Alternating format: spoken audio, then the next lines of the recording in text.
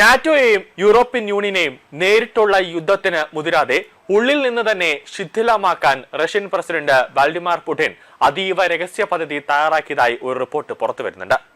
ക്രെംലിനിൽ നടന്ന ഉന്നതതല രഹസ്യയോഗ വിവരങ്ങൾ ഉദ്ധരിച്ച് പ്രമുഖ അന്താരാഷ്ട്ര മാധ്യമമായ ദി ന്യൂയോർക്ക് ടൈംസ് ആണ് ഇക്കാര്യം പുറത്തുവിട്ടിട്ടുള്ളത്. മോസ്കോ പ്രയോഗിച്ചത് ഇരട്ട തന്ത്രം ആണ് എന്നുള്ള റിപ്പോർട്ടാണ് അതിലുള്ളത്. അതായത് പാശ്ചാത്യ സഖ്യത്തെ പ്രതിരോധത്തിലാക്കാൻ റഷ്യ പ്രധാനമായും രണ്ട് തന്ത്രങ്ങളാണ് മെനഞ്ഞിരിക്കുന്നതെന്നാണ് രഹസ്യാന്വേഷണ റിപ്പോർട്ടുകൾ സൂചിപ്പിക്കുന്നത്. ഒന്ന് സൈബർ ആക്രമണങ്ങൾ, അതോടൊപ്പം തന്നെ ഊർജ അടിസ്ഥാന സൗകര്യങ്ങൾ തകർക്കാൻ അതിർത്തി കടന്നുള്ള രഹസ്യ നുഴഞ്ഞുകയറ്റം എന്നിവ വഴി നാറ്റോയുടെ കൂട്ടായ പ്രതിരോധ സംവിധാനത്തെ നിരന്തരം പരീക്ഷിക്കുക.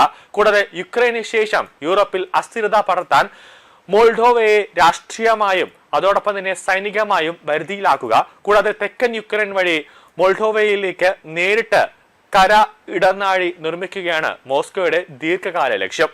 റഷ്യൻ സൈനിക സാന്നിധ്യമുള്ള ട്രാൻസ്നെട്രിയ മേഖല വഴി തലസ്ഥാനമായ ചിനിവോസ്കോയെ മോസ്കോ ഇതിനകം തന്നെ സമ്മർദ്ദത്തിലാക്കിയിട്ടുണ്ട്. സമീപകാലത്ത് യുക്രൈനിലെ ജലവൈദ്യുതി നിലയങ്ങൾക്ക് നേരെ ഉണ്ടായ റഷ്യൻ ആക്രമണങ്ങൾ മോൾഡോവയിലെ വൈദ്യുതി അതോടൊപ്പം തന്നെ ജലവിതരണ ശൃംഖലയും കാര്യമായി ബാധിച്ചിട്ടുണ്ട്.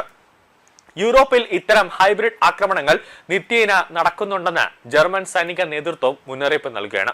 സ്വയം ആക്രമണങ്ങൾ നടത്തി പഴി മറ്റുള്ളവരുടെ മേൽ ചുമത്തുന്ന ഫോൾഡ് ഫ്ലാഗ് ഓപ്പറേഷനുകൾക്ക് റഷ്യ മുതിർന്നേക്കുമെന്നാണ് ബാൾട്ടിക് രാജ്യങ്ങളുടെയും പോളണ്ടിന്റെയും ഒരു മുന്നറിയിപ്പ്.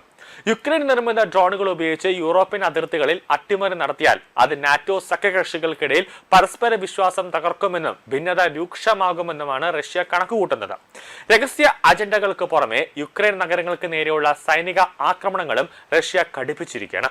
തലസ്ഥാനമായ കീവിൽ ഞായറാഴ്ച പുലർച്ചെ റഷ്യ നടത്തിയ വ്യാപകമായ മിസൈൽ ഡ്രോൺ ആക്രമണങ്ങളിൽ നഗരത്തിന്റെ വിവിധ ഭാഗങ്ങളിൽ വൻ നാശനഷ്ടങ്ങൾക്കും തീപിടുത്തമുണ്ടായതായി റിപ്പോർട്ടുണ്ട്. ഒരു കുട്ടി ഉൾപ്പെടെ 6ഓളം പേർക്ക് പരിക്കേറ്റതായാണ് അധികൃതർ അറിയിച്ചിട്ടുള്ളത്. പുലർച്ചെ വ്യോമാക്രമണ മുന്നറിയിപ്പ് സൈറണുകൾ മുഴങ്ങിയതിന് പിന്നാലെ കീവിന്റെ ആകാശത്ത് ശക്തമായ സ്ഫോടനങ്ങൾ നടന്നു. റഷ്യ തൊടുത്തുവിട്ട മിസൈലുകളും ഡ്രോണുകളും യുക്രൈന്റെ വ്യോമ പ്രതിരോധ സംവിധാനങ്ങൾ തകർത്തുവെങ്കിലും അവയുടെ അവശിഷ്ടങ്ങൾ പതിച്ച് പാർപ്പിട മേഖലകളിലും വാഹനങ്ങളിലും തീപിടുത്തമുണ്ടായി. തലസ്ഥാന നഗരത്തിൽ 3 പേർക്കും കീവ് മേഖലയിൽ ഉടനീളം കുട്ടികൾ ഉൾപ്പെടെ മറ്റു 3 പേർക്കും പരിക്കേറ്റതായി ഗവർണർ തിമൂർ ടാച്ച വ്യക്തമാക്കുന്നുണ്ട്. ജനവാസ കേന്ദ്രങ്ങളെ ഭീതിയിലാഴ്ത്തി അടുത്ത ആഴ്ചകളിലായി തലസ്ഥാനത്തിന് നേരെ റഷ്യൻ ആക്രമണം ശക്തമാക്കിയിരിക്കുകയാണ്.